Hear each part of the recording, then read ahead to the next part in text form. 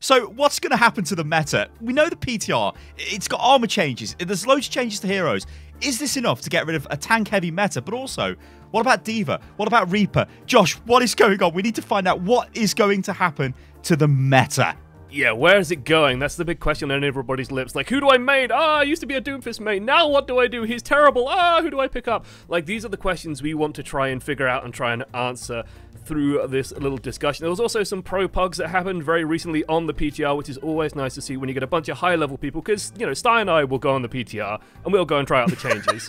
And and then you're playing in a game with, like, you know, 6 DPS and no one cares because it's PTR, and you get nothing out of it. These are professional, seasoned players, gods you may say, and they are just getting into it, fighting each other, and playing properly in structured ways. It's like this, isn't it? Jeff came out and he's like, look, he'd like it if actual, you know, players got together, played on the PTR, and gave some sort of feedback. That would be nice. The problem is, there's no incentive to play on the PTR for average Joe. So why the hell would you go on the PTR? Also, like you just said, it's much worse than live service because everybody just wants to play the heroes that have changed, or they just leave the game. So it's quite bad. However, we have learned more than we would have ever learned before all these changes hit live, based off what the pros managed to do on the PTR when they went to Blizzard's campus yesterday. But the thing is, they still kind of messed around, and it's still difficult to work out what's going to happen. But we did see some things happen, didn't we? Which is more than we would ever see if we played on the PTR until this actually went live. I mean, you can't. The PTR is terrible. It's abysmal. It's so bad to play on. It's a frustrating time. But the big question on everybody's lips going into this one was, and I'm just going to start us off right from the top, what is the state of D.Va, right? D.Va had this groundbreaking change where now she has 1 extra second of cooldown on her defense matrix. Defense matrix is still a really, really good ability, but you can't flick it up and flick it down as quickly as you used to be able to. That means that, you know, you can't just like psych out Zarya's as much by like tapping right click and then getting ready to tap it again. Zarya can actually potentially fire a Graviton Surge more than a meter instead of just shooting her own feet constantly. And we did see, you know, on occasion with those pugs that D.Va did drop away a little bit. Like, it feels like it's definitely going to lock in the fact that you're going to see Ryan Zarya or Winston D.Va. Like, you're going to see one or the other now, because you can't just rely on D.Va's sort of overall power level, just making her good at all situations. No, now it's much more about her mobility, it's much more about the rest of her kit, and not so much that, okay, well, Defense Matrix is just the be-all and end-all, and now we're going to move on to this more, and I hope this is true, because this is kind of what we saw, was that it's going to be more map-dependent, right? We're not just going to see goats being run everywhere, or potentially goats being run everywhere and still being good. Yeah, I mean, D.Va is run everywhere and is good all of the time. Like, I think for me, this extra second on the cooldown is, from a pro level, they're going to be able to tell the difference, because it's going to be really annoying from like a really high ladder player perspective as well, because you're going to be in the mindset, or it's not even a mindset, it's just a muscle memory reaction where you know you can throw Defense Matrix up and you'll eat the Grav, you'll eat the Hanzo Dragon or whatever, you can eat stuff. Now you can't really do that. You have to really... You've got to try and predict that they're going to use it, and it's very difficult to do that consistently. So you don't have this safety net of being able to just pop it out and go, oh, I've had it, oh, I've had it. The thing is, though, I think for everybody else, honestly, all the players from Bronze up to, like, probably Mid-Master, maybe even High Master, maybe not, but Mid-Master, Bronze to that, I don't think it's going to be that much different. Like, D.Va is not dead.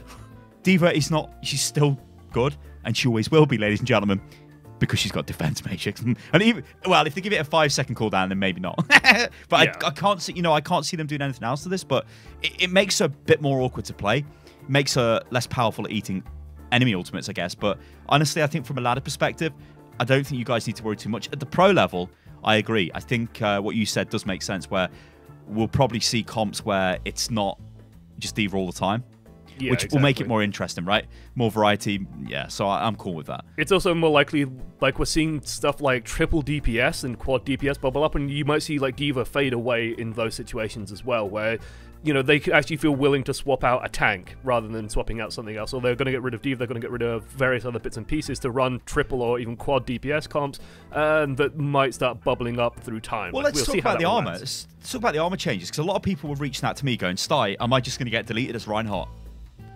Yes and no. Like, it really does depend on the level of play you're going to be at, is what I'd say, because I went through, like, all the numbers. I did all the numbers. I did the maths, basically. I did some quick maths. And I looked through it, and it's like, well, it doesn't really change Tracer. if she's landing body shots. The moment you start talking about headshots, though, those armor changes start making a huge difference. And tanks, well, most tanks have a pretty big head on them. So it's not. So if you're playing against like Tracers and Sombras and stuff that can land headshots reliably, even at long range, then you're going to start really feeling those damage changes. Against a lot of other heroes, maybe not quite so much. It depends also if Soldier 76 actually does make a big comeback. If he does make a big comeback, then you're really going to start feeling a lot of hurt from Soldier, for example. But especially say for like Reinhardt, Winston.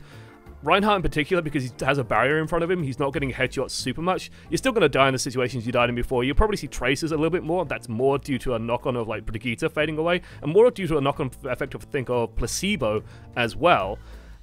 And then you're going to start seeing that coming back. What I am hoping to see, and what I kind of predict, is that people are just going to be less likely just to scream, oh, let's just go GOATS, guys, because there's now a perception that GOATS is going to be worse.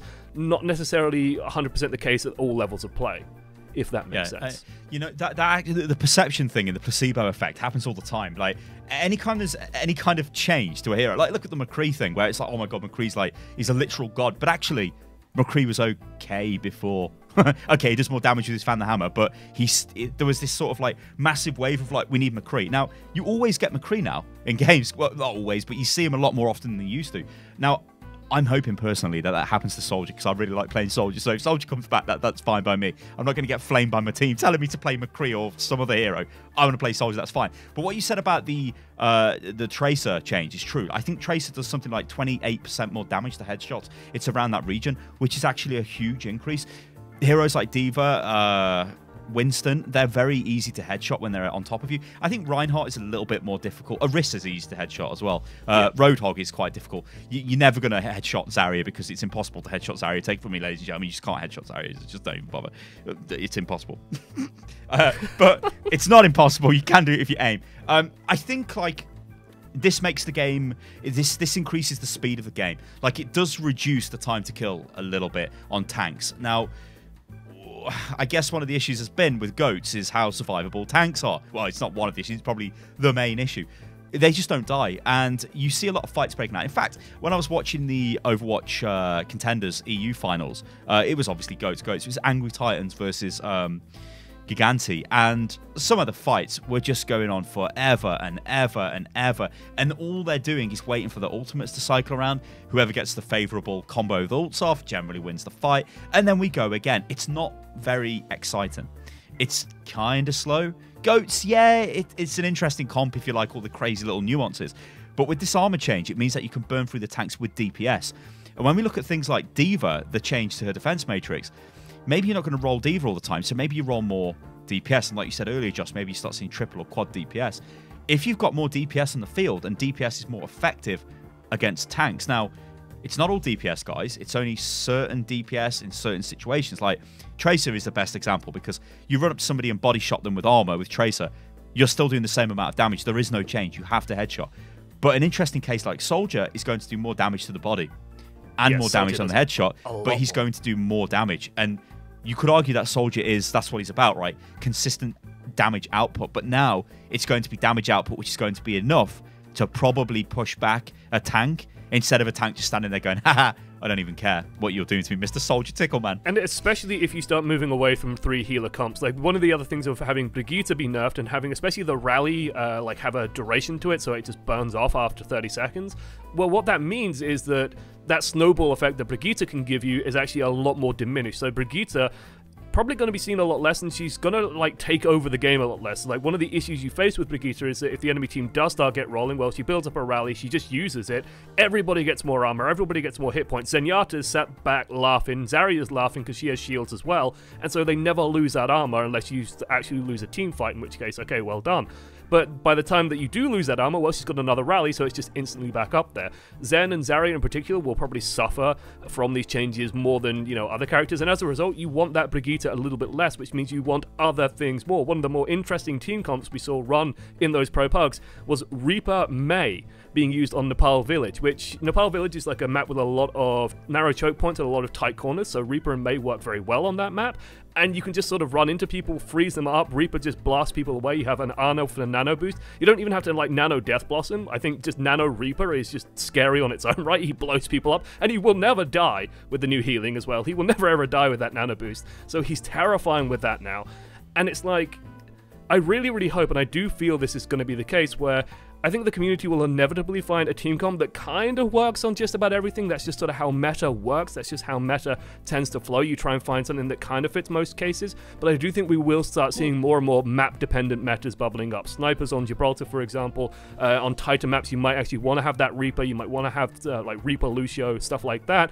And suddenly you're going to start seeing these different team comps. And so I would say, like, this is going to be a great season once this PTR patch hits, to actually start diversifying your hero pool a little bit and make sure that you can cover a number of different situations.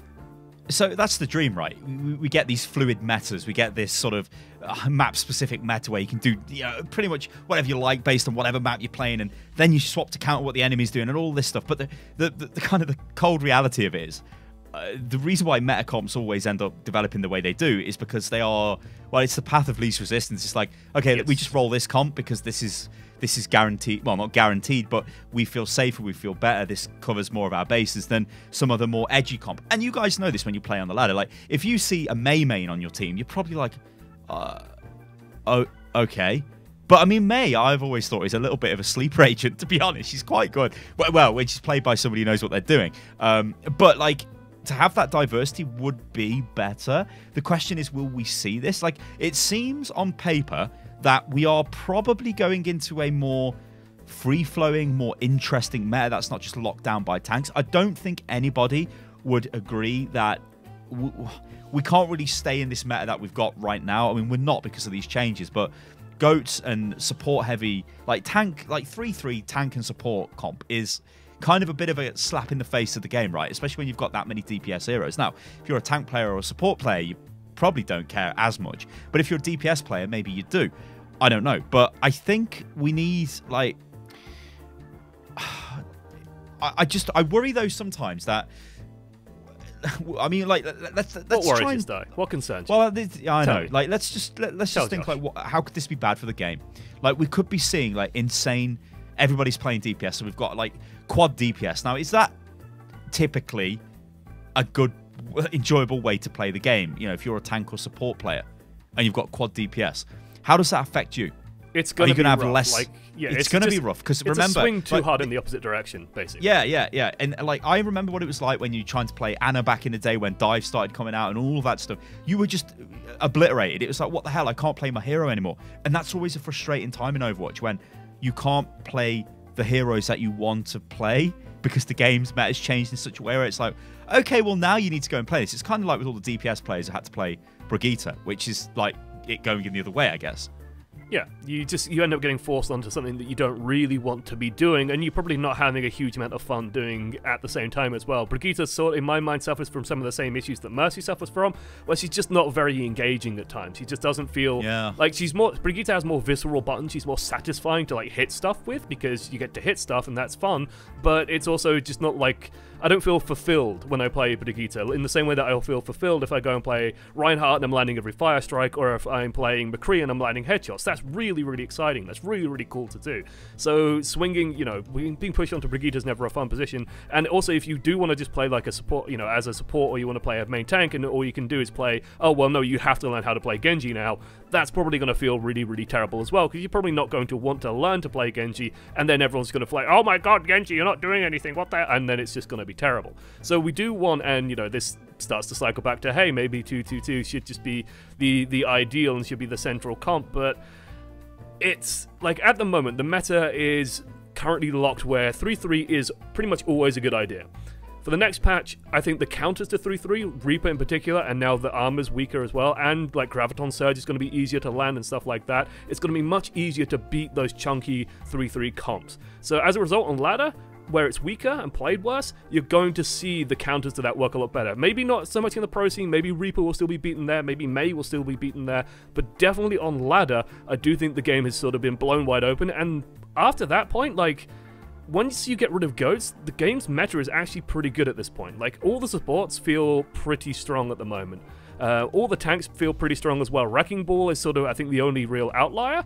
But otherwise, like, if you're a support player, I recommend picking up about 2 or 3 different supports, because you're going to want different supports with different team comps, and go from there. Like, learn to play Zen and Moira, learn to play Lucio and Mercy, learn to play, like, 2 or 3 of these guys, and you'll be good on every single map, and you'll be set for life on every single team comp. Yeah, I mean, what I would say, guys, is when you're looking at playing different heroes and when you're getting worried about, like, when the meta changes and whatnot, try and stick to a specific role, whether that's, you know, you want to play an off-tank or you want to play main support, because probably you're always going to find something which actually works in a team comp. Like, it's interesting you brought up Wrecking Ball, because I believe Wrecking Ball's got something crazy, like a 40% damage increase on headshots with the armor nerfs coming in.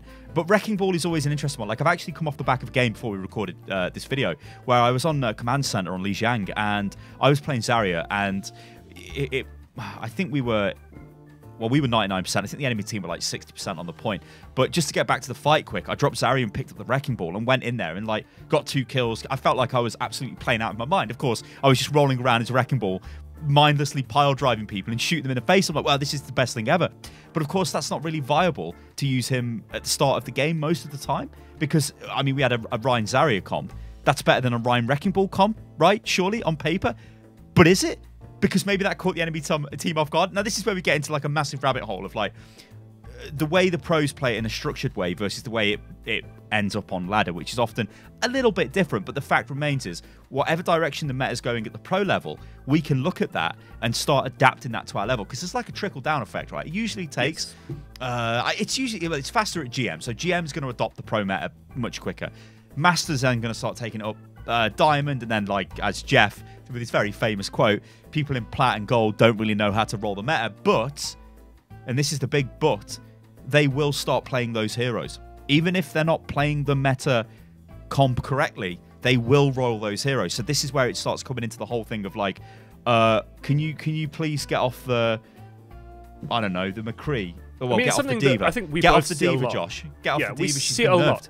Right, where if you watch, like, Overanalyzed, or when I do coaching the many occasionally, it's like you'll see this happen a lot in Plat and Gold in particular, where people are like, they perceive that they know what the meta is and they know what's good for the game, and so they'll go, yeah, D.Va's been nerfed. Didn't you hear? I watched on a stream and so said she's nerfed, so stop playing D.Va. Get off D.Va. You're costing us the game. And they feel very passionately about that fact, when at that level of play, like, D.Va's still going to be absolutely superb. She's still going to be great. You're still going to be eating a ton of stuff. You can still probably read enemies' areas and stuff like that. Sure, she's not quite as strong as she used to be, but if, like, your D.Va is far and above your best hero, you can still play D.Va. She isn't in, like, the Doomfist status at the moment, where Doomfist got kind of broken at this point, and so now he just doesn't focus, like, he doesn't function as a really strong hero at the moment. A lot of his kit needs kind of readjusting, maybe, or your playstyle needs massively readjusting. D.Va's just a slight tweak, and now you can't bring down your barrier as freely as you used to. Now you just have to keep your defense matrix up a little bit longer, and you have to really commit to that decision a bit more. Like, that's it. That's the change to D.Va. So it's like,